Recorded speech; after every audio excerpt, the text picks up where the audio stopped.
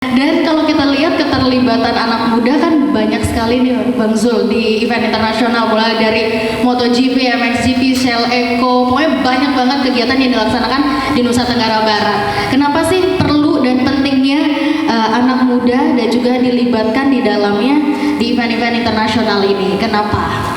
Ya mungkin dia yang masih muda coba cerita. Nah kemarin itu juara MotoGP, juara MXGP bertemu di Liverpool mengadakan gala dinner.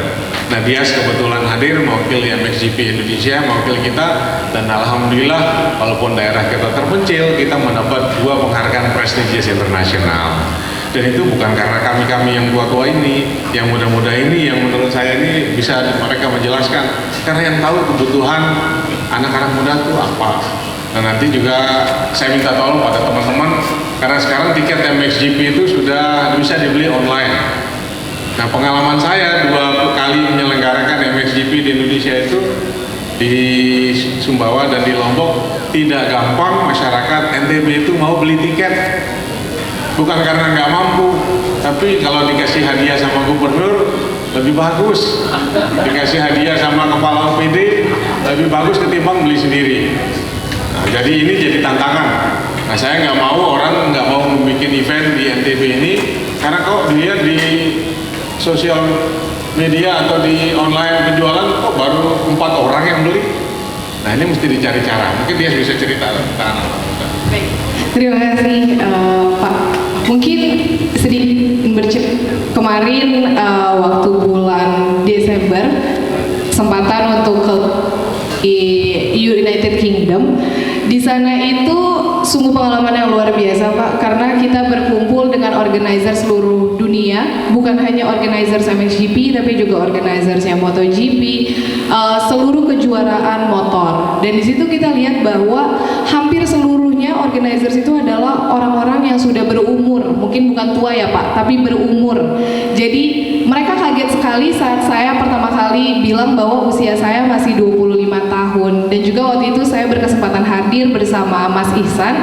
Mereka pun sangat surprise bahwa loh MXGP Indonesia tuh dipegang oleh anak muda, direkturnya tuh anak muda. Dan saat saya bercerita bahwa hampir kita melibatkan 5.000 anak muda lokal, dan mereka sangat surprise bahwa kok bisa anak-anak muda yang menjalankan, tapi kita mendapatkan 2 award secara bersamaan.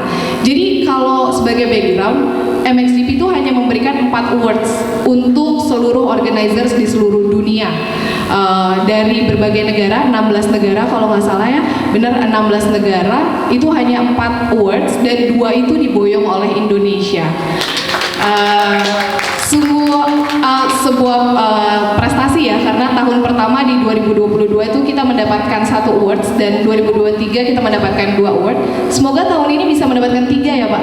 Empatnya nggak sih Mbak Dias? Betul, semoga tahun ini kita ke Mallorca bersama Pak mengambil 4 award tersebut. Boleh, ya harus. Jadi kalau misalkan ditanya mengenai dengan apa peran anak muda, saya mau ngutip sih dari salah satu pesan dari Bapak Chairman saya, bahwa dia selibatkan anak muda lokal sebanyak-banyaknya gitu.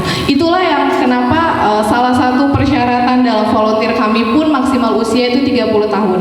Karena kami tahu sebenarnya masyarakat NTB, putra-putri daerah NTB, masyarakat lokal itu anak-anak mudanya punya potensi, tapi mereka tidak punya kesempatan. Disinilah yang menurut saya tekad besar dari Bapak juga, bahwa mereka tuh harus diberi kesempatan. Dengan kesempatan-kesempatan yang mereka miliki, termasuk saya pribadi, saya belajar dari setiap tahunnya, sehingga alhamdulillah semoga tahun ini bisa lebih baik lagi Pak. Amin, amin. Terima kasih Mbak Dias. Mungkin ada pesan gitu, kenapa sih harus anak muda yang dipercaya untuk event-event internasional ini, apalagi melihat Mbak Dias adalah sosok leader perempuan gitu ya. Pasti banyak banget kena stigma-stigma negatif, atau biasanya kalau leader perempuan baperan gitu kan.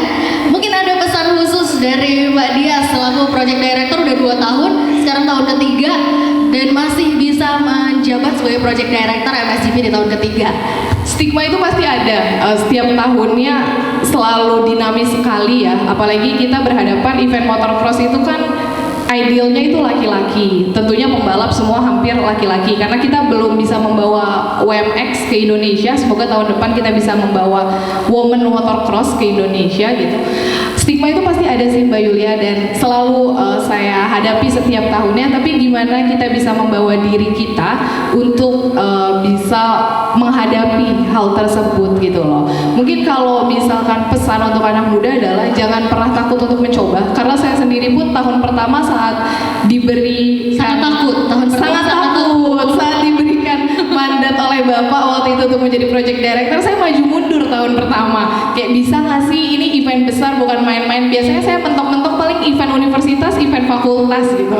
Tapi ya menurut saya adalah pengalaman sih yang paling berharga karena dari pengalaman itu saya belajar. Mungkin kalau salah satu yang sekarang lagi trending adalah saatnya muda berperan bukan baperan.